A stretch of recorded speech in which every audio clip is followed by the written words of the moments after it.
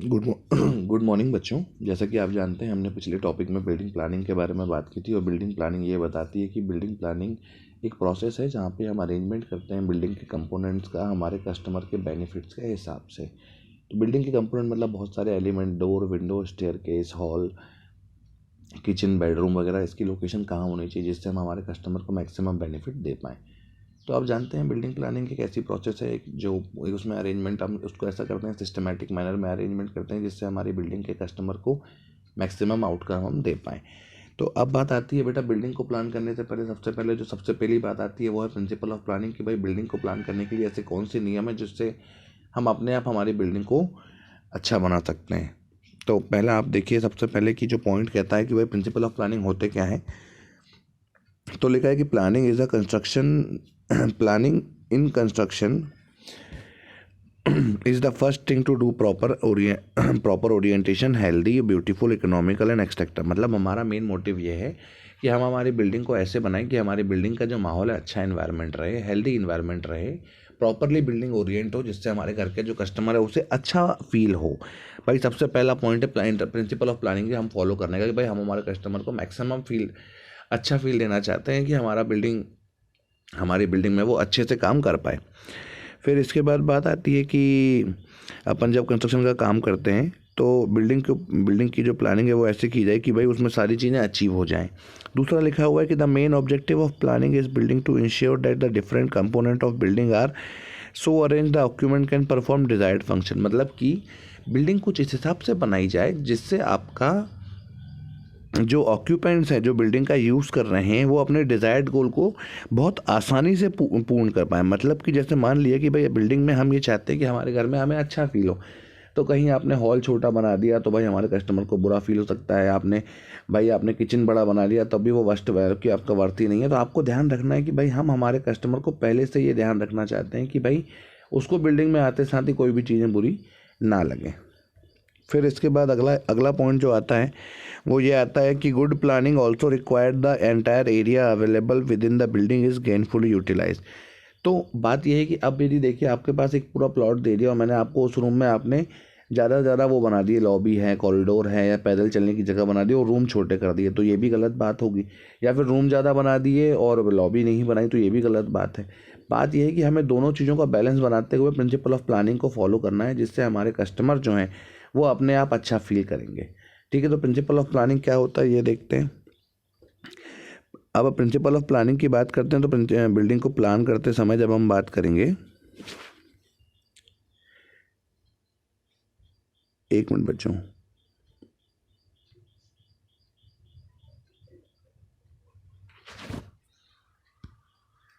तो जब हम बिल्डिंग की बात कर रहे हैं, बिल्डिंग में भाई बहुत सारे प्रिंसिपल ऑफ प्लानिंग होते हैं जिसको हम फॉलो करना चाहते हैं, जिसके बारे में हम एक के बाद एक बिल्डिंग को अरेंज करेंगे। पहला है ओरिएंटेशन, दूसरा है आस्पेक्ट, तीसरा है प्रॉस्पेक्ट, चौथा है फर्नीचर रिक्वायरमेंट, फिर पांचवा रूमीनेस, छठवां है ग्रुपिंग, सातवां है सर्कुलेशन, आठवां है प्राइवेसी, नौवां है सैनिटेशन और 10वां एलिगेंस, इकोनॉमी और फ्लेक्सिबिलिटी और प्रैक्टिकल कंसिडरेशन। इन सारे पॉइंटों से थ्रू यदि आपने बिल्डिंग बना ली तो आपकी बिल्डिंग अपने आप बहुत अच्छी बन जाएगी, प्रॉपरली प्लान बन जाएगी।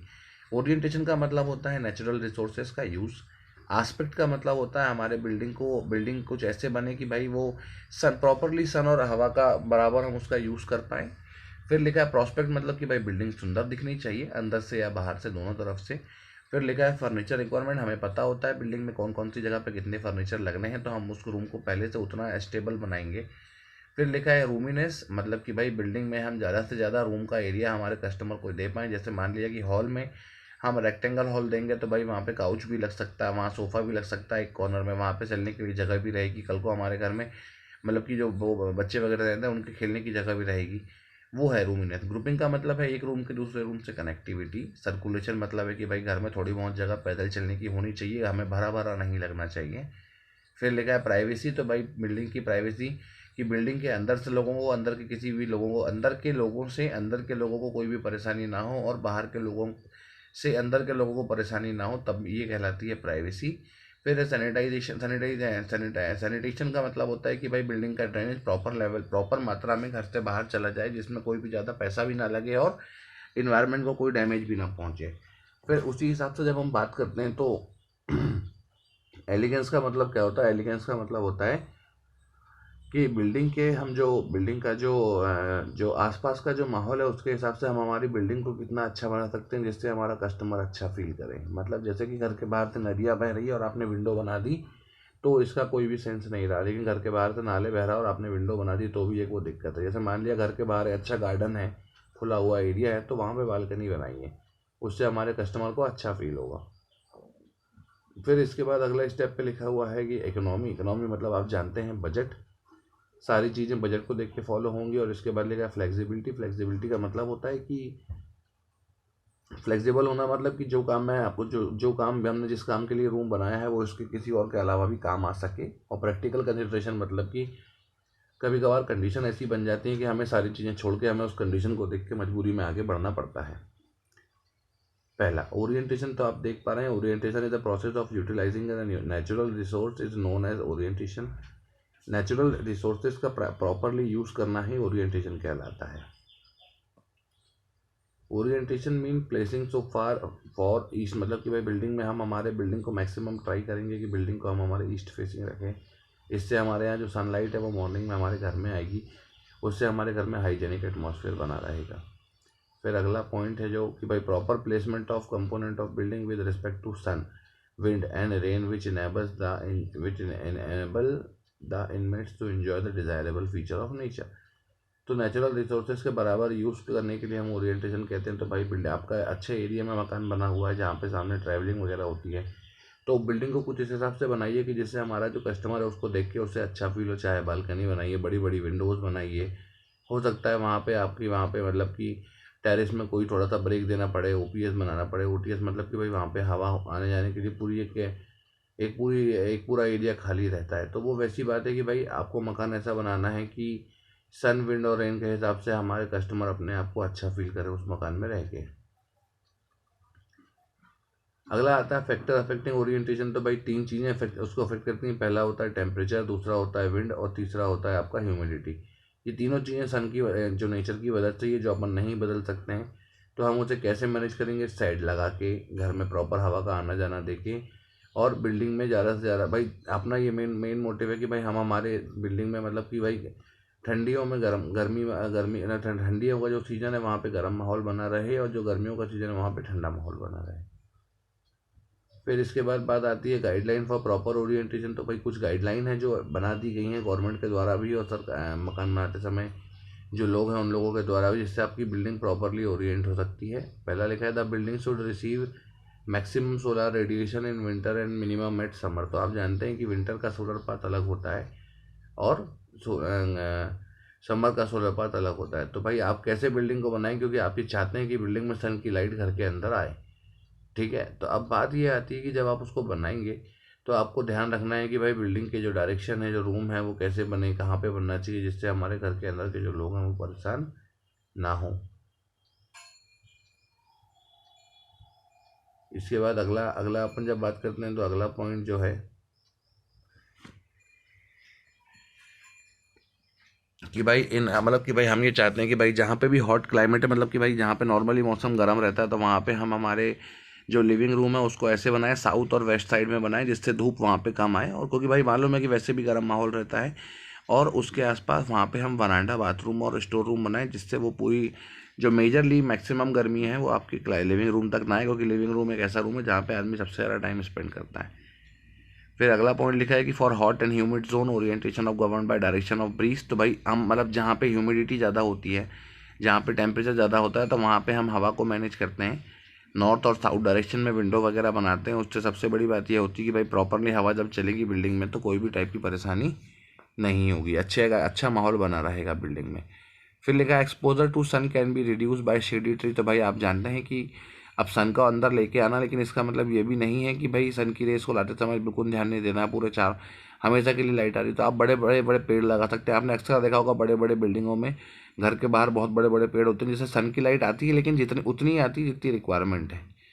ठीक है, इसके बाद बड़ी बड़ी बाउंड्री वॉल बना के भी हम सनलाइट को मैनेज कर सकते हैं। आप जानते हैं कि सारा सूरज जो है वो एक समय के बाद डूबने लगता है, जिससे कि भाई वहाँ उसकी जो धूप है वो आना कम हो जाती है। तो भाई जो जब डूबता भी है तो हम उसे ऐसा बनाएं कि भाई हमारे यहाँ पे अब लाइट की कोई ज़रूरत ऐसी नहीं है।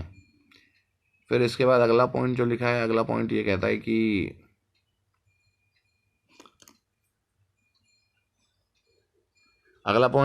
All the room which are occupied in a one day should be preferably placed on north और ईस्ट।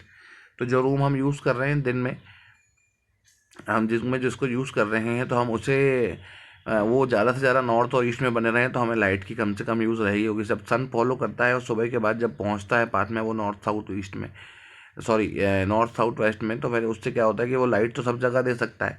तो हम बस उसको प्रॉपर एरिया ऐसा बनाएं तो सनलाइट हमारे घर में बराबर आती रहेगी और जितनी रिक्वायरमेंट है उतनी आएगी। फिर इसके बाद यदि बात करें अगले नंबर पे, तो भाई इसका क्या स्टेटस, जो नेक्स्ट पॉइंट है वो क्या है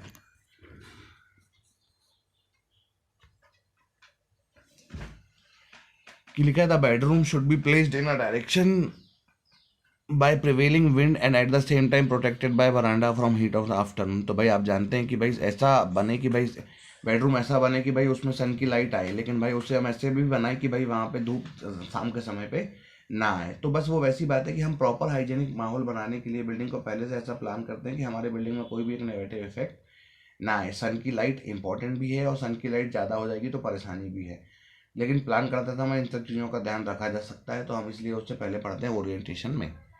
फिर इसके बाद हम बात करते हैं आस्पेक्ट।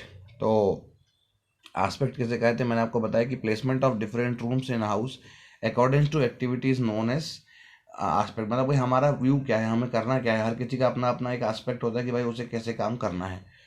तो इसके बाद अगले पॉइंट ये लिखा हुआ है, ये जो आपको जाए room should get enough sunlight. जैसे अब हमने बात कर नेचुरल रिसोर्सेज का यूज़ हम कर रहे हैं, तो आस्पेक्ट में भी हमारा मेन मोटिव होता है कि हर आदमी ये चाहता है कि उसको दिन में कम से कम लाइट कम लगे और हवा का प्रॉपर आना जाना हो। तो हम हमारी बिल्डिंग को पहले से ऐसा बना रहे हैं कि हम हमारे कस्टमर को मैक्सिमम अच्छा इन्वायरमेंट और कंफर्ट मैक्सिमम मिनिमम एफर्ट्स में दे पाएँ। भाई भाई मान लिया कि भाई अच्छा माहौल तो हम एसी से भी बना सकते हैं, लेकिन हमें एसी नहीं लगाना है, मिनिमम एफर्ट में चलना है कि भाई विंडो बना देंगे, हवा चलती रहेगी तो बराबर सनलाइट आएगी और हमारे बिल्डिंग का जो मालिक है उसका एस्पेक्ट सही बना रहेगा। फिर इसके बाद लिखा है room which receive light from air particular direction to set to have aspect. मतलब कि भाई जिसका पहले से एस्पेक्ट है कि भाई हमें सनलाइट घर में ज़्यादा चाहिए और सुबह सनलाइट आनी ही चाहिए, तो वो उसका एस्पेक्ट है। ठीक है, तो एस्पेक्ट का मतलब होता है कि भाई आप कस्टमर को जो जो उसकी रिक्वायरमेंट है उसके हिसाब से आप उसके मकान को सेट कर रहे हैं और बिल्डिंग का लुक भी अच्छा आ रहा है सन और विंड के हिसाब से। फिर इसके बाद बात आती है, तो देखिए आप कि भाई आप जो देख रहे हैं कि ये डायग्राम में आप देखिए 4 डायरेक्शन दिख रही है, नॉर्थ साउथ ईस्ट वेस्ट। तो आप जानते हैं ईस्ट और वेस्ट सन का मेन पाथ है, तो हम उसे यदि फॉलो करना है तो भाई विंडो को मकान ऐसा बनाए कि मेन डोर ईस्ट में हो। इसके बाद जब सन डूबता है तो भाई शाम के समय किचन में हमारी लाइट पहुंच जाए, तो भाई आप मतलब कि जो जो आपका जो मेन लिविंग रूम है वो ईस्ट डायरेक्शन में बनाए और इधर नॉर्थ साउथ ईस्ट पे बनाए, तो बिल्डिंग अपने आप अच्छी बनेगी आपकी। तो ये वैसी कुछ हमने जो एक फाइनल कॉल पे हमने लिख रखा है कि भाई एस्पेक्ट अच्छा क्या होता है। तो देखिए लिविंग रूम और ड्राइंग रूम हमने बनाया है साउथ और साउथ ईस्ट में। ये अपने आप में एक बहुत अच्छा, आप खुद ही समझ सकते हैं साउथ और साउथ ईस्ट कहाँ पे है, और सन के पाथ में भी आएगा और हवा भी बराबर चलेगी। बेडरूम साउथ वेस्ट और नॉर्थ वेस्ट, तो बेडरूम एक ऐसी जगह जहाँ प्राइवेसी मेंटेन करनी है, तो वो हमने तय कर लिया। फिर डाइनिंग साउथ और साउथ वेस्ट में बनाएंगे तो अच्छा रहेगा। किचन जो है वो ईस्ट और नॉर्थ ईस्ट में बनाएंगे तो अच्छा रहेगा। और वरांडा जो है, वरांडा मतलब कि आंगन, घर के बाहर वरांडा बना होता है, 2 कॉलम के ऊपर छत डाल देते हैं जिससे आसपास से लाइट आती है और पानी बारिश का नहीं आता है, तो वो वरांडा कहलाता है। इसके बाद लिखा हुआ है स्टडी रूम। तो स्टडी रूम नॉर्थ में बनाइए, नॉर्थ में कोई भी प्राइवेसी को डैमेज आपके नहीं करेगा, कॉर्नर में बैठ के घर में आप पढ़ाई करिए, वैसी बात है। तो एस्पेक्ट आपको समझ में आ गया होगा। इसके बाद दूसरे नंबर पे अपन बात करते हैं, अगला जब बात करेंगे प्रॉस्पेक्ट। तो प्रॉस्पेक्ट का मतलब होता है prospect is a view from outside of house. मतलब प्रॉस्पेक्ट एक ऐसी प्रोसेस है, मतलब कि जहाँ पे हम देखते हैं कि बिल्डिंग अपने आप अच्छी दिखनी चाहिए, चाहे वो बाहर के लोग बिल्डिंग में देखें या फिर अंदर के लोग जो घर में रहें उसे भी अच्छा फील होना चाहिए बिल्डिंग में। The house should have proper prospect so that it can give feeling of cheerfulness to people living in it. तो भाई मकान कुछ इस हिसाब से बने कि यार उसके अंदर के जो लोग रह रहे हैं उसे बिल्डिंग में जाके अच्छा फील हो, तो वो प्रॉस्पेक्ट कहलाता है। प्रॉस्पेक्ट उसका व्यू कैसा है। फिर इसके बाद बात आती है it should create a good impression on a person who views from outside. तो भाई ये भी इंपॉर्टेंट है कि बिल्डिंग जब बने तो भाई वो अच्छी बने, क्योंकि हमारा जो सामने से गुजर रहा है वो देखेगा तो भाई अच्छी बिल्डिंग बनी है तो वो हमें ही अप्रिशिएट करेगा और अच्छी चीज़ें देख के अच्छा लगता है। पहली बात। फिर इसके बाद दूसरा लिखा है कि it must also possess from good quality like comfort, cheerfulness, security. तो भाई अच्छे मकान में ये सारी चीज़ें, प्रॉस्पेक्ट मतलब कि भाई एक अच्छे मकान में ये सारी चीज़ें हम पहले से बैलेंस करते हैं। तो आप जब इसे यूज़ करते हैं, तो आप जब इसको बनाते हैं मतलब बिल्डिंग का, तो बिल्डिंग को ऐसे बनाएं कि भाई बिल्डिंग के अंदर अपने आप अच्छा माहौल बना रहे, जिससे हमारे बिल्डिंग में जो लोग हैं उसे एक अच्छा सुंदर माहौल और एक अच्छी कम से कम लेबर का अंदर यूज़ होना, मॉडर्न आउटलुक मतलब अच्छा लुक होना चाहिए। ये सारी चीज़ें ध्यान रखेंगे हम प्रॉस्पेक्ट में करते समय। फिर इसके बाद लिखा है स्मॉल प्रोजेक्शन बनाए जा सकते हैं। घर में बे विंडो का यूज़ किया जा सकता है। बे विंडो का मतलब होता है कि हम बे विंडो एक टाइप की ऐसी विंडो है जो अपने आप उन्हीं जगह पे लगाई जाती है जहाँ पे हमें अच्छा लुक देना हो, जहाँ पे बजट इंपॉर्टेंट नहीं है। तो बस प्रॉस्पेक्ट वही बताता है कि हम हमारी बिल्डिंग को ऐसा बनाएं कि भाई अच्छा लुक दे पाएँ।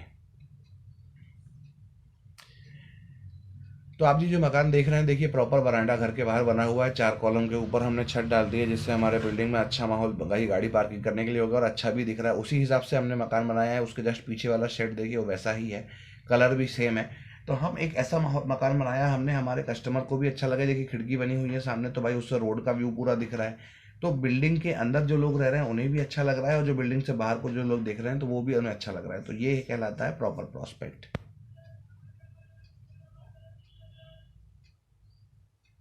इसके बाद बात आती है प्राइवेसी। तो आप जानते हैं प्राइवेसी मतलब कि भाई बिल्डिंग के अंदर प्राइवेसी एक ऐसी चीज़ है जो हमेशा हमें फॉलो करनी है।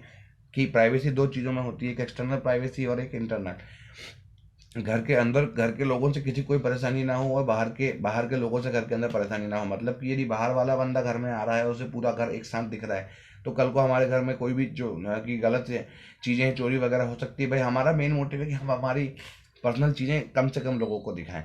तो ये वैसी बात है। तो भाई हम उस बिल्डिंग को पहले से ऐसा मैनेज करेंगे, ऐसा बनाएंगे कि भाई उसका लुक उसको ज़्यादा से ज़्यादा कम से कम लोग ही देख पाए। तो लिखा हुआ है कि for residential building privacy is important consideration, there should be privacy from one room to another room. तो भाई आप जानते हैं कि प्राइवेसी एक रूम से दूसरे रूम के बीच में भी प्राइवेसी होना चाहिए। भाई आपके घर में दरवाजे क्यों होते हैं? इसीलिए तो होते हैं कि भाई बराबर प्राइवेसी मेंटेन कर पाएँ। इसके बाद भाई आप ये भी मेंटेन करना है कि बाहर से बिल्डिंग के अंदर कोई ना ऐसा देख पाए बहुत आसानी से। फिर लिखा it is important principle while planning residential building में। इसके 2 चीज़ें होती हैं, privacy can be maintain by 2 things. एक लिखा है एक्सटर्नल और एक इंटरनल। तो आप जानते हैं कि बिल्डिंग के बाहर जो होता है, आपने अक्सर देखा होगा बड़े बड़े पेड़ लगा दिए जाते हैं, जिससे सामने वाले बंदे को एग्जैक्ट लुक ना आए कि हमारे घर में क्या चल रहा है। हम नहीं चाहते कि हमारे घर में क्या हो रहा है वो उसे दिखे। फिर मान लिया कि हम आसपास के लोग कैसे हैं वहाँ पे, हम उसे सेफ्टी बताने के लिए हम बिल्डिंग में बाउंड्री वॉल का यूज़ करते हैं। घर में जो डोर लगाते हैं वो उसकी लोकेशन फिट करते हैं कि भाई जिससे वो बंदा अंदर उसको कम से कम देख पाए। फिर लिखा एक्सटर्नल प्राइवेसी, फिर इंटरनल प्राइवेसी। अब इसके बाद जो अपन डायग्राम बात करेंगे उसमें समझ में आएगा आपको।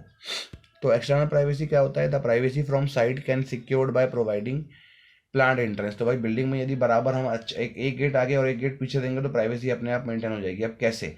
यदि घर के अंदर जो मेहमान आ रहा है वो घर के सामने वाले दरवाजे से आए, तो भाई उसे सिर्फ उतना दिखेगी वो जो हॉल में बैठ रहा है।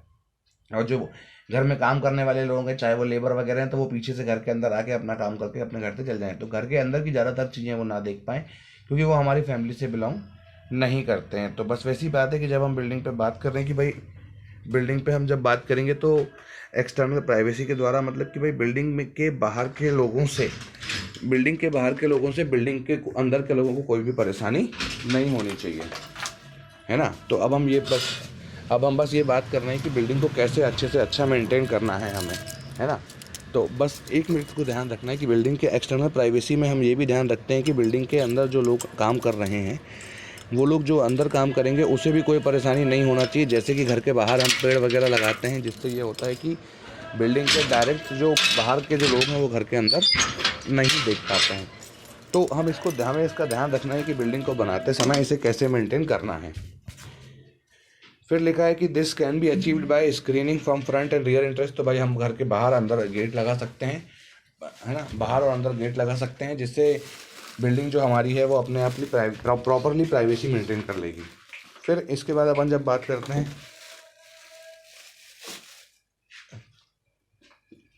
फिर इसके बाद अपन इंटरनल प्राइवेसी के बारे में बात करते हैं। तो इंटरनल प्राइवेसी आप जानते हैं कि घर में हम छोटे छोटे डोर्स बनाते हैं, जिससे घर के अंदर के लोगों को कोई भी परेशानी नहीं होती है। मतलब कि भाई जैसे अपना मेन टारगेट ये रहता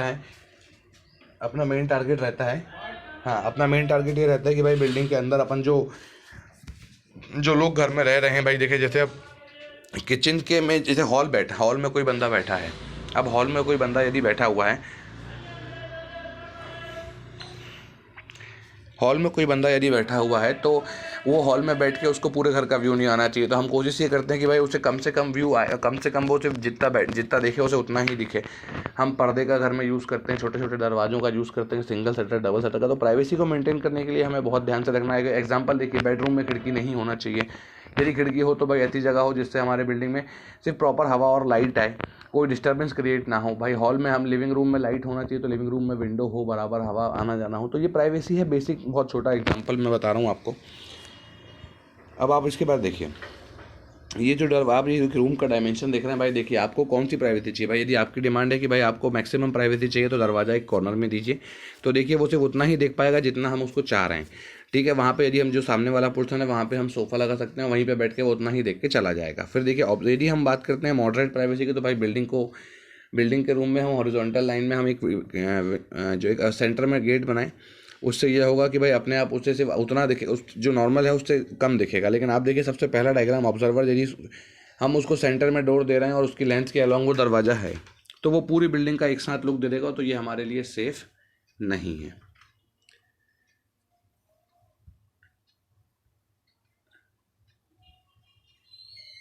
फिर हम इसके बाद बात करते हैं बच्चों की सर्कुलेशन क्या होता है। तो सर्कुलेशन आप जानते हैं,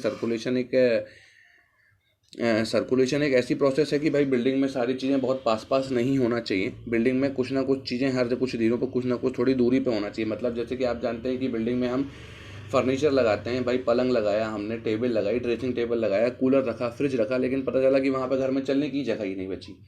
तो ये कहलाता है प्रॉपर सर्कुलेशन। हमें हमारे घर में सर्कुलेशन देना है, सारा सामान रखने के बाद, सब कुछ रखने के बाद भी हम ये करते हैं कि भाई हमारे बिल्डिंग में जो लोग रह रहे हैं उसको चलने फिरने की प्रॉपर जगह वहाँ पे मिले। दो तरीके से हम बिल्डिंग में मेंटेन करते हैं सर्कुलेशन, एक होता है हॉरिजॉन्टल सर्कुलेशन और एक होता है वर्टिकल सर्कुलेशन। हॉरिजॉन्टल सर्कुलेशन मतलब कि भाई बिल्डिंग में जब हम चल रहे हैं तो हमें लॉबी, पैसेज, कॉरिडोर वगैरह बराबर मिलता रहे। और वर्टिकल मतलब होता है कि भाई हमें एक फ्लोर से दूसरे फ्लोर में जाने के लिए हम वहाँ पे स्टेयरकेस प्रोवाइड करते हैं। तो अब देखिए लिखा हुआ हॉरिजॉन्टल सर्कुलेशन है, भाई रूम टू रूम जाने के लिए प्रॉपर पाथ बना हुआ हो, पैसेज हो सकता है, कॉरिडोर हो सकता है और लॉबीज हो सकता है। तो पैसेज मतलब होता है छोटा सा स्पेस जहाँ पे आदमी पैदल चलता है, जहाँ से एक रूम से दूसरे रूम जाता है। कॉरिडोर मतलब कि बहुत बड़ा कॉरिडोर, जिसमें मतलब कि हम लेंथ के हिसाब से बात करते हैं, जिसकी लंबाई बहुत ज़्यादा होती है और चौड़ाई कम होती है। और इसके बाद लॉबी आता है, तो लॉबी एक बहुत बड़ी जगह जहाँ पे बहुत सारे लोग एक साथ रह सकते हैं। जैसे आप जानते हैं कि अपने कॉलेज में यदि अपन बात करें तो जो मेन पोर्शन है जहाँ पर रिसेप्शन बना हुआ है वो लॉबी है, जो क्लासेस के सामने है वो कॉरिडोर है, और जो पैसेज मतलब कि क्लास के अंदर जो आपके डेस्क से जाने के लिए जो बीच में जगह बनी होती है वो है पैसेज। और वर्टिकल सर्कुलेशन आप जानते हैं, फ्लोर टू फ्लोर देने के लिए हम स्टेयर का यूज़ करते हैं, मैंने आपको बताया अभी। फिर बात आती है रूमीनेस। तो रूमीनेस का मतलब बेसिकली ये होता है कि रूमीनेस में हम ये बताते हैं हमारे कस्टमर को कि भाई हम हमारे कस्टमर को मैक्सिमम एडवांटेज दे पाएँ रूम के साइज़ से। अब आपको मालूम है कि आपके पास प्लॉट एरिया है और आपने मकान में बिल्डिंग के रूम जो हैं वो छोटे छोटे रखे हैं, तो उससे हमारे कस्टमर को ना अच्छा फील होगा ना ही उसको अच्छा लगेगा। तो हमने वही मेंटेन किया कि roominess means getting maximum advantages from the minimum dimension of room. मतलब कि हम बिल्डिंग के डायमेंशन को ऐसा मेंटेन करें कि भाई हम उसे मैक्सिमम आउटपुट दे पाएँ। जैसे आपको मालूम है कि बेडरूम में भाई एक बेड लगना है, एक अलमीरा लगना है, एक कबर्ड लगना है, एक ड्रेसिंग टेबल लगनी है। तो इस सब के हिसाब से हम बिल्डिंग को ऐसे बनाएं कि भाई हम उससे मैक्सिमम एफर्ट दे पाएँ। अब पता चला आपने जगह होने के बावजूद भी बेडरूम छोटा कर दिया, तो भाई उससे आपको मकान ऐसा तो है नहीं कि आज ख़राब किया फिर कल डैमेज करके बना लिया, मकान एक ही बार बनाया जाता है। फिर लिखा है कि the effect of roominess depend on the relative dimension of length, width and height of room. तो भाई उसको प्रॉपर रूमीनेस का मतलब होता है कि भाई हम हमारे कस्टमर को प्रॉपर लुक दे पाएँ, प्रॉपर फील दे पाएँ with the help of dimension of room, ठीक है। तो हम उसे कहते हैं लेंथ, विड्थ और हाइट।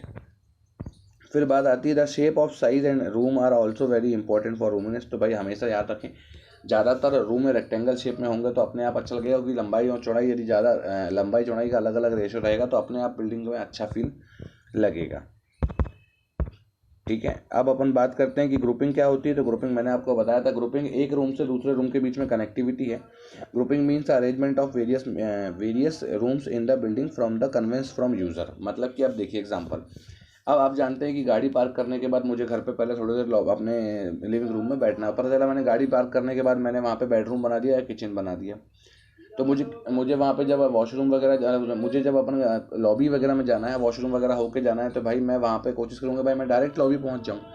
तो पार्किंग के पास में आपकी लॉबी बनाऊँ या फिर एक गार्डन बनाऊँ बैठने के लिए या फिर ड्राइंग रूम बनाऊँ, उसी हिसाब से मैं बात करता हूँ आपको कि आपके बेडरूम के अटैच में लेट बाथ होना चाहिए। तो आप जानते हैं कि भाई बेडरूम एक ऐसी जगह है जहाँ से आजकल जितना ज़्यादा हम अपनी जितना ज़्यादा प्राइवेसी मेंटेन करना चाहेंगे वहाँ पे हम उतनी प्राइवेसी मेंटेन करना ही करेंगे। तो भाई बेडरूम के अटैच में हमें लेट बाथ होनी चाहिए, जिससे हमारे कस्टमर को बहुत सारी चीज़ों का फ़ायदा मिल जाता है। फिर इसके बाद लिखा है कि किचन के बाद डाइनिंग स्पेस होना चाहिए, तो इट मिनिमाइज द सर्कुलेशन। तो भाई आप जानते हैं कि बिल्डिंग में चलना बहुत ज़रूरी है, लेकिन इसका मतलब ये नहीं है कि आपने किचन और डाइनिंग स्पेस के बीच में बहुत दूरी कर दी, उससे तो भाई खाना तो किचन में बनेगा। तो जो बंदा किचन से आपके जो डाइनिंग जो खाने वाला पोर्शन है जो लिविंग एरिया में लेके आएगा, तो कहीं उसको ज़्यादा ट्रैवल ना करना पड़े, है ना। तो ये वो कहलाता है ग्रुपिंग। तो आप देखिए इसका एग्जाम्पल अपन किसकी बात कर रहे हैं। तो ये लिखा हुआ है पहला लिखा हुआ है कि a dining room should be closed to kitchen while a sanitary be away from kitchen. तो भाई आप जानते हैं किचन से डाइनिंग स्पेस पास में होगा, तो भाई जो खाना बन रहा है, जो भी चीज़ वहाँ पे बन रही है वो वहीं की वहीं अरेंज हो जाएगी, सामने के सामने आप अरेंज कर देंगे वहीं डाइनिंग स्पेस में। और सैनिटरी मतलब आप जानते हैं कि भाई बिल्डिंग में जो वॉश एरिया वॉशरूम है, ये यदि किचन से दूर रहेगा तो अपने आप अच्छा माहौल बिल्डिंग में बना रहेगा, प्रॉपर प्राइवेसी मेंटेन होती रहेगी। फिर लिखा है grouping refer to easy communication and the utility of varies from kitchen. ठीक है, तो ग्रुपिंग में बहुत सारी आती हैं, एक जगह से दूसरी जगह के बीच में कनेक्टिविटी आती है। किचन और डाइनिंग पास पास में होना चाहिए, बेडरूम के अटैच में लेट बाथ होना चाहिए, पार्किंग के पास ड्राइंग रूम होना चाहिए, ड्राइंग रूम के पास वॉशरूम होना चाहिए, वॉशरूम से किचन के पास में स्टोर रूम होना चाहिए। तो ये सारे बेसिक एग्जाम्पल हैं ग्रुपिंग के। ठीक है, इसके बाद अपन जब बात करते हैं अगला पॉइंट, तो आप देखिए बच्चों, दो डायग्राम दिख रहे हैं, एक है प्रॉपर ग्रुपिंग और एक है इम्प्रॉपर ग्रुपिंग। यदि मैं बात करूं तो प्रॉपर ग्रुपिंग की बात करेंगे तो आप देखिए, एक पहले अपन इम्प्रॉपर समझते हैं कि भाई सेम मकान के नक्शे में आप देखिए किचन, बेडरूम, लिविंग और डाइनिंग और स्टेयर हमने रैंडमली बना दिया। तो आप देखिए कि डाइनिंग स्पेस में जो बंदा खाना खाएगा वो किचन में खाना बनेगा, तो आखिर जब किचन से वो डाइनिंग स्पेस तक खाना लेके जाएगा तो उसे बहुत बार ट्रैवल करना पड़ेगा। वैसा ही बात करूँ तो मैं बेडरूम और लिविंग रूम की बात करूँ तो अब मैं लिविंग रूम में यदि मैं बात करूँगा तो लिविंग रूम से बेडरूम कनेक्ट कर दिया, और लिविंग रूम में जो बंदा बैठेगा उससे बेडरूम का भी एरिया शो होगा। उसी हिसाब से देखिए अब हम यदि उसे प्रॉपर अरेंज करें, ठीक है, तो आप देखिए लेफ्ट वाला डायग्राम, तो किचन के बाजू में डाइनिंग है, बेडरूम एक कॉर्नर में है, लिविंग लगा हुआ है किचन के। तो आप देखिए आप डाइनिंग रूम में, डाइनिंग किचन के बाजू में हो गया, एसबी मतलब कि सेटबैक एरिया, चाहे वो स्टोर रूम हो या वॉशरूम। ठीक है, तो भाई डाइनिंग स्पेस के बाजू में हमने आपका सेटबैक एरिया बना दिया या फिर वॉशरूम बना दिया, जिससे अपने आप हमारे कस्टमर को सारे क्राइटेरिया फुलफिल हो रहे हैं। बेडरूम से कनेक्ट में भी है एसबी, आपका एसबी मतलब कि सेटबैक एरिया, डाइनिंग स्पेस से भी कनेक्ट है, किचन के पास में भी है डाइनिंग, इसके बाद स्टेयर के पास में भी आपका सेटबैक है, और लिविंग एरिया के पास में भी आपका एसबी बना हुआ है सेटबैक एरिया। तो प्रॉपर प्राइवेसी वाला एरिया, प्रॉपर ग्रुपिंग वाला एरिया प्रॉपर मकान कहलाता है। आप देखिए तो सेम मकान हमने बनाया लेकिन दोनों में अलग अलग फ़र्क है। फिर इसके बाद बात करते हैं एलिगेंस। तो एलिगेंस क्या लिखा हुआ, ग्राउंड अपीयरेंस के हिसाब से हम हमारी बिल्डिंग को अटेन करते हैं। बात ये होती है कि भाई हमारे बिल्डिंग के आसपास हम ये मैटर करना चाहते हैं कि हमारे बिल्डिंग के आसपास के लुक के हिसाब से हम हमारी बिल्डिंग को मैक्सिमम कैसे अच्छा बना सकते हैं। अब जैसे घर के सामने आपके कोई लेक है, या फिर घर के सामने आपके कोई पेड़ पौधे लगे हैं, या फिर गार्डन बना हुआ है, तो आपको यदि वहाँ पे बालकनी बनाना है, विंडो बनाएंगे तो आपको अच्छा लुक आएगा। लेकिन यदि मैं बात करूं सिंपल स्टेप्स पे कि भाई आपको कि एलिगेंस में घर के सामने से कोई नाला बह रहा है, कोई अच्छा लुक नहीं है, अच्छे लोग नहीं रहते हैं, स्लम एरिया है, तो वहाँ पे विंडो ना बनाए तो ज़्यादा अच्छा है। तो ये वैसी ही बात है कि जहाँ पे हम बात करते हैं, जैसे आपने अक्सर देखा होगा वीआईपी रोड में झील वगैरह के आसपास आप देखेंगे मकान में बड़ी बड़ी खिड़कियाँ बनी हुई हैं। तो बिल्डिंग के आसपास के लुक के हिसाब से बिल्डिंग को अरेंज करना कि भाई बिल्डिंग के अंदर जो लोग लग रहे हैं अच्छी, उन्हें अच्छे से अच्छा फील हो, वो कहलाता है आपका एलिगेंस। फिर लिखा हुआ है कि it depend upon the proper positioning of section of door, window, balcony, roof और स्टेयरकेस। तो ये वो चीज़ हैं कि भाई यदि ये सारी चीज़ें सही सही जगह बनेगी तो हमारे कस्टमर को अपने आप अच्छा लगेगा। फिर इसके बाद लिखा हुआ है कि फॉर बेटर एलिगेंस हम क्या करते हैं, देखिए सेलेक्टिंग सुपीरियर बिल्डिंग मटेरियल, अच्छी क्वालिटी का मटेरियल यूज़ करते हैं, चाहे मार्बल लगाएं, ग्रेनाइट लगाएं, जिससे अपने आप हमारे कस्टमर को अच्छा फील होगा। फिर लिखा है प्रोजेक्शन ऑफ सनसेट। तो भाई सनसेट बनाएंगे, आपने देखा होगा अक्सर घर के बाहर थोड़ा सा शेड बना होता है जहाँ पे आदमी बैठ सकता है, जिससे मकान के लोग को अच्छा लगता है, आदमी गार्डन में बैठ सकता है, उसको वहाँ बैठे बैठे अच्छा फील होगा कि भाई हमने घर में सनसेट वगैरह लगा रखा है, पोर्च में अच्छे से प्रॉपर हमने बिल्डिंग बनाएंगे, तो भाई उससे अपने आप उसे अच्छा फील होगा। फिर लिखा हुआ है कि बेटर एलिगेंस के लिए हम बे विंडो लगा सकते हैं। बे विंडो एक ऐसी विंडो है जो अपने आप उन मकानों में लगाई जाती है जहाँ पे हमारा मेन इंपॉर्टेंट कस्टमर के लिए फील लेना है। ठीक है, तो सबसे बेसिक एग्जांपल है एलिगेंस का, घर के सामने तो कोई अच्छी चीज़ बह रही है, गार्डन है, नदी है, आपकी कोई लेक है, तो आप वहाँ पे विंडो बनाइए, बालकनी बनाइए, उससे आपकी बिल्डिंग भी अच्छी लगेगी और आपको बिल्डिंग में खड़े होकर आपको अच्छा भी लगेगा। मतलब कि आसपास के माहौल के हिसाब से आपकी बिल्डिंग को अरेंज करना। फिर बात आती है फ्लेक्सिबिलिटी। तो फ्लेक्सिबिलिटी का मतलब होता है flexibility mean that room which planned for one function and use to be other. मतलब कि हम जब बिल्डिंग को बनाएं तो ऐसे बनाएं कि भाई बिल्डिंग जो हमारी बन रही है वो जिस पर्पज से बन रही है उसके अलावा भी यूज़ हो। मतलब कि भाई बेडरूम की लोकेशन किचन के पास में रहेगी तो कल को हमारे घर में एक से ज़्यादा महिलाएं होंगी तो वो वहीं पर बैठ के सेट हो सकती हैं। फिर वहीं बात करें तो भाई किचन के जो हॉल है, हॉल के बाजू में आपका स्टडी रूम होगा और हॉल के बाजू में स्टडी रूम होगा तो कल को यदि हमारे घर में कोई गेस्ट आता है तो वो जाके स्टडी रूम में जाके रुक सकता है। और बात करता हूँ तो भाई वॉश एरिया जो है, वॉश एरिया थोड़ा ओपन स्पेस में बनाते हैं किचन के पास, तो इससे कम से कम जाके बंदा वहाँ पे बैठ सकता है, थोड़ा सा वहाँ पे आराम कर सकता है। लोग कल को बढ़ते हैं, कोई ना कोई फंक्शन घर में होता है, बर्थडे मनाए जाते हैं, पार्टीज मनाई जाती हैं, पूजा पाठ वगैरह कराई जाती हैं, तो जब हमारे लोग गैदरिंग होती है तो हमारा रूम एक हम बनाते हैं किसी और पर्पज से, लेकिन वो यूज़ किसी और पर्पज के लिए भी होता है, हम उसे कहते हैं फ्लेक्सिबिलिटी। लिखा हुआ एग्जाम्पल कि study room may be plan for using guest room, बिल्कुल सिंपल, भाई स्टडी रूम को हम यूज़ कर सकते हैं गेस्ट रूम के नाम से। फिर लिखा था planning of a building should be prepared by keeping in mind for future requirement. तो हम बिल्डिंग को ऐसा बनाए कि भाई कल को फर्दर हमें बिल्डिंग को डेवलप भी करना है आगे अच्छा, तो हम बिल्डिंग को बिना किसी ज़्यादा डैमेज के कर पाएं। जैसे आप देखते होंगे अक्सर नए मकान, पुराने मकान को ही हम आगे बढ़ाते हैं, फर्दर ऊपर बनाते हैं, नीचे वाला मकान तो तोड़ते नहीं है। तो वैसी बात है कि हम प्रॉपर सोच समझ के मकान को बनाते हैं जिससे आने वाले समय पे हमें मकान बनाना भी रहे तो हम उसे बहुत आसानी से और बहुत अच्छे से बना पाएँ। एक्सपांशन लिखा तो बिल्डिंग का एक्सपांशन हम इकोनॉमिकली कर पाएँ, ज़्यादा डैमेज हमें ना करना पड़ पाए, ये भी फ्लेक्सिबिलिटी कहलाता है। फिर कहलाता है सैनिटेशन। तो सैनिटेशन बिल्कुल सिंपल समझिए कि बिल्डिंग से गंदे पानी का प्रॉपर ड्रेनेज करना। भाई किचन से जो पानी निकल रहा है, वॉशरूम से जो पानी निकल रहा है, टॉयलेट से जो पानी निकल रहा है, वो पानी यदि हम एनवायरनमेंट में छोड़ देंगे तो ये हमारी बिल्डिंग के एनवायरनमेंट को भी डैमेज करेगा और आसपास की सॉइल को भी ख़राब करेगा। ठीक है, तो भाई बिल्डिंग में भी अच्छे पानी का आना और गंदे पानी का जाना। इसके बाद प्रॉपर वेंटिलेशन और लाइटिंग कहलाता है सैनिटेशन। मतलब कि हमें बिल्डिंग में अब जैसे देखो ज़्यादा नल पाइप वगैरह हम ये लगा देंगे तो इससे बिल्डिंग की कॉस्ट में भी फ़र्क पड़ेगा। और अक्सर घर के पास गवर्नमेंट की नालियाँ होती हैं हर घर के पीछे या आगे, तो भाई हम किचन ऐसे बनाएं कि भाई घर के पीछे कनेक्ट हो, वॉशरूम घर के पीछे वाली वॉल में हो, तो अपने आप हमारा कम से कम खर्चा लगेगा बिल्डिंग से गंदे पानी को बाहर भेजने में और अच्छे से हमारा पानी डिस्पोज हो जाएगा। तो प्रॉपरली ये ध्यान रखिए कि भाई सैनिटेशन का मतलब होता है कि बिल्डिंग में अच्छा पानी कम से कम कीमत में आ जाए और गंदा पानी अच्छे से अच्छे तरीके से बिल्डिंग में बाहर हो जाए, वो भी मिनिमम कीमत में। तो यही आपका कहलाता है सैनिटेशन। वाटर सप्लाई, क्लीननेस, अच्छा माहौल मेंटेन करना घर के अंदर। फिर लिखा है कि भाई प्रॉपर विंडो आपको बनाना है, तो भाई यदि विंडो अच्छी रहेंगी तो अपने आप घर में साफ़ सफाई वगैरह बनी रहेगी। तो वो लिखा हुआ है 1/10 एरिया फ्लोर एरिया, यदि हम बनाते हैं 1/10 फ्लोर एरिया का तो भाई वो आपकी प्रॉपर विंडो लाइटिंग वगैरह प्रोवाइड करेगा। प्रोविज़न फॉर क्लीननेस, मतलब कि साफ़ सफाई लाइटिंग के लिए हम घर में प्रॉपर सैनिटरी यूनिट लगाते हैं। जैसे आप पता है कि आपको सेप्टिक टैंक बनाते हैं, हम कमोड लगाते हैं घर में, हम उसके बाद हम हमारे कस्टमर के हिसाब से प्रॉपर साफ़ सफाई रखने के लिए हम उसे ऐसा बनाते हैं कि भाई जिससे अपने आप हमारा मकान अच्छा बने। मतलब कि कम से कम कीमत में बिल्डिंग से गंदा पानी बाहर चले जाए और कम से कम कीमत में बिल्डिंग में अच्छा पानी घर के अंदर आ भी जाए और साफ़ सफाई का प्रॉपर माहौल बना रहे। फिर इसके बाद बात आती है कि हम वेंटिलेशन वगैरह प्रोवाइड करते हैं यहाँ पर हमारे वॉशरूम वगैरह एरिया में, जिससे हमारे घर में प्रॉपर हमारा माहौल वहाँ पे बना रहे, जिससे कि घर में एक स्टिकी स्मेल ना आए या फिर नॉर्मल घर में अच्छा हवा का आउटलेट बना रहे बराबर। फिर जानते हैं फर्नीचर रिक्वायरमेंट को लेकर। तो फर्नीचर रिक्वायरमेंट आप जानते हैं कि आपको पता होता है पहले से कि बिल्डिंग में कौन कौन से कमरे में कितना कितना फर्नीचर लगना है। तो आप जब उसको बनाएंगे बच्चों तो भाई पहले आपको ध्यान रखना है, जैसे भाई बेडरूम में कौन कौन सा मटेरियल लगना है, बेड लगना है, कबर्ड लगना है, आपके वहाँ पे ड्रेसिंग टेबल लगनी है, तो उसके हिसाब से हम पहले से भाई उस रूम को उतना स्पेसियस बनाएं। The size of room should be decided by furniture requirement. तो आपको पता है किस रूम में कितना फर्नीचर लगना है, आपको वहाँ पे कैसे मेंटेन करना है सारी चीज़, तो आपको ये पहले से पता होना चाहिए। Furniture requirement, bedroom size should accommodate bed, cupboard, side table, dressing table. तो ये मैंने आपको एग्जाम्पल बताया। फिर लिखा है लाइटिंग। तो दो टाइप से बिल्डिंग में लाइट होती है, एक होता है नेचुरल, एक आर्टिफिशियल। तो भाई ज़्यादातर कोशिश हमारी ये रहेगी हम नेचुरल लाइट की मदद से ही हमारा काम करें तो बहुत अच्छी बात है।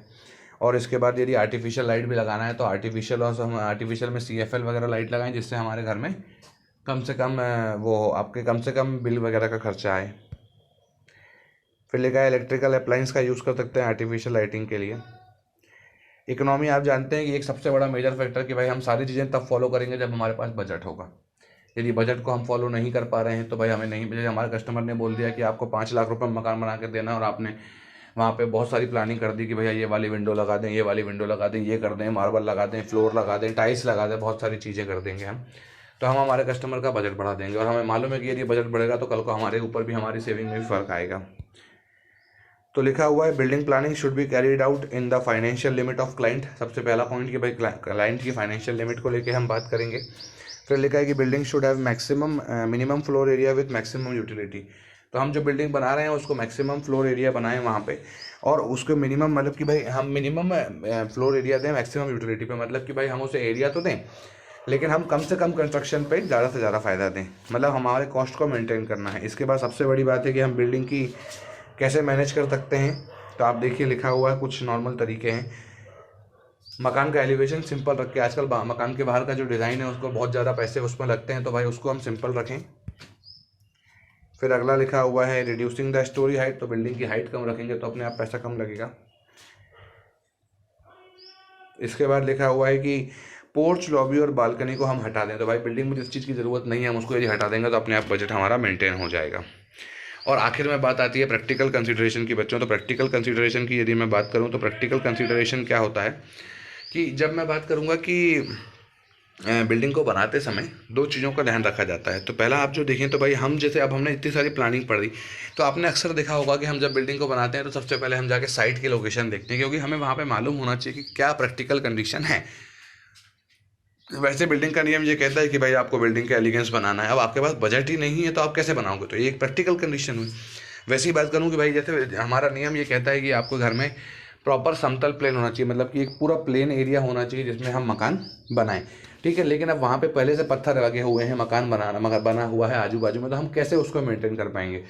हमें हमेशा उम्मीद होती है कि भाई हमें हमारे मकान के आसपास चारों तरफ खिड़की बनानी है। तो अब जब खिड़की देनी है हमें चारों तरफ, तो लेकिन आजू बाजू के मकान पूरे दीवार से चिपक के बने हैं, तो हम कैसे खिड़की देंगे वहाँ पे। तो प्रैक्टिकल कंडीशन हर एक प्लेस की अलग अलग होती है। हम जब मकान वहाँ पे बात करते हैं तो प्रैक्टिकल कंडीशन के हमें हमेशा ध्यान रखना है कि भाई पहले प्रैक्टिकल कंडीशन हमें वहाँ जाके पता करना पड़ेगा कि भाई कैसी हैं, और उसके बाद ही हम प्लान करेंगे। पहला लिखा हुआ provision for future extension without dismantling should be made while planning. तो भैया प्लानिंग सबसे पहले ऐसा बनाया जाए कि कल को हम सबसे पहले फर्दर डेवलप करते हैं फ्लेक्सिबिलिटी के नियम के तहत, कि भाई कल को मालूम है कि हमें हमारे सामने प्रैक्टिकल कंडीशन पे कि हमें हमारे मकान को आगे बनाना पड़ेगा, तो हम उसको कुछ इस तरीके से बनाएं कि हमारे कस्टमर को ज़्यादा कल को डैमेज ना करना पड़े मकान बनाते समय दोबारा, कि हम उसी कॉलम को कंटिन्यू कर लें और आगे 2 4 5 कमरे और फिर दूसरा छत डाल के हम उसे बना पाएँ आगे। कभी कभार ये होता है कि भाई मकान ऐसा बन ही नहीं पाता है कि भाई हम उसको वहाँ पे पूरा हमें वहाँ पे मेजरली डैमेज करना पड़ता है कि भाई हम वहाँ पे उसको जब बनाएंगे तो मतलब कि जैसे आपसे मैं बोलूँ कि भाई नीचे वाले मकान के कॉलम नहीं गए और ऊपर वाले मकान में कॉलम चाहिए, तो ये सारी चीज़ें पहले से प्लान होना चाहिए प्रैक्टिकल कंडीशन के तहत। अगला लिखा हुआ है स्ट्रेंथ, स्टेबिलिटी और कन्वीनियंस। तो ये तीनों चीज़ें बहुत ज़्यादा ज़रूरी हैं। प्रैक्टिकल कंडीशन पे हम जब जाते हैं तो हम हमारे मकान को कुछ इस हिसाब से बनाते हैं कि भाई हमारा मकान जो है वो मकान जो ऐसे बने कि भाई उसमें स्ट्रेंथ, स्टेबिलिटी और कन्वीनियंस कस्टमर के लिए मेजरली इंपॉर्टेंट है। प्रैक्टिकल कंडीशन हमारी ये कहती है चाहे कोई भी चीज़ इंपॉर्टेंट हो या नहीं हो। फिर इसके बाद हम जब बात करते हैं अगले पॉइंट में, अगला पॉइंट कहता है as far as possible size of room should be kept large room can be shorten by providing movable और पार्टीशन वॉल। मतलब देखिए हमेशा हम ध्यान रखें कि प्रैक्टिकल कंडीशन के तहत हमारा जो मेन मोटिव है वो ये कहता है कि हम जब मकान पे बनाए तो भाई कमरे बड़े बड़े रखें, कल को हमें लगेगा तो हम बीच में सिंगल ईंट की पार्टीशन बाल कर लगा के या फिर हम एल्यूमिनियम पैनल के मूवेबल बोर्ड लगा के हम उसका पार्टीशन कर सकते हैं, ठीक है। लेकिन यदि छोटे छोटे रूम बना देंगे तो दीवार को ब्रेक करना इतना आसान नहीं होगा, हम हमारे कस्टमर के लिए ज़्यादा प्रॉब्लम क्रिएट कर देंगे छोटे रूम, यदि हमारे पास जगह है और हम वहाँ पे रूम नहीं बना रहे हैं तो प्रैक्टिकल कंडीशन ये कहती है कि भाई हमें हमारे कस्टमर को मैक्सिमम से मैक्सिमम बेनिफिट्स देने हैं हमारे बजट में आते हुए, प्रैक्टिकल कंडीशन के होते हुए। तो ये सारी बातें जितनी भी मैंने आपको बताई ये सारी बिल्डिंग प्लानिंग के प्रिंसिपल ऑफ प्लानिंग कहलाती हैं, सारे पॉइंट जिसमें हर एक पॉइंट का अपना अपना महत्व है, लेकिन ये सारी चीज़ें बजट और प्रैक्टिकल कंडीशन पर बहुत ज़्यादा वेरी करती हैं। एक और पॉइंट बहुत ज़्यादा वेरी करता है कि the number of door window should be minimum provision but built in the number of door and window should be minimum provision for built in furniture at proper place are useful. मतलब कि door और window भी ऐसा तो नहीं है कि हर जगह डोर और विंडो लगा देंगे तो इससे हमारी बिल्डिंग प्रॉपर प्राइवेसी में हो जाएगी और भाई जितने कम से कम मतलब जितने डोर ऐसे बनाए जाए कि उससे फर्नीचर हमारा आना जाना कर ले, अच्छे से अंदर आना जाना कर ले, कोई भी परेशानी वहाँ पे ना हो। तो प्रॉपर हम देखिए प्रैक्टिकल कंडीशन आपको पता है कि हर कमरे में बेड आना है, हर कमरे में सोफे आना है, तो कम से कम ईमानदार वैसा आप उसको वैसे मकान बनाएं कि भाई कल को हमारे रूम में कोई डैमेज ना हो या डोर को कोई डैमेज ना हो। तो बच्चों ये जो अपन जिसके बारे में बात किया, जितने सारे principle of planning, orientation, aspect, prospect, roominess, elegance, circulation, sanitation, ये सारे एक बेसिक पॉइंट है, इसमें बिल्कुल जनरल आइडिया पे हम बात करते हैं, है ना बच्चों। तो इस चीज़ का ध्यान रखिए, और जो भी मैंने आपको बताया इसका अपन इसके बाद फर्दर क्लास में अपन एक मकान के बारे में पूरी ड्राइंग करेंगे। थैंक यू बच्चों।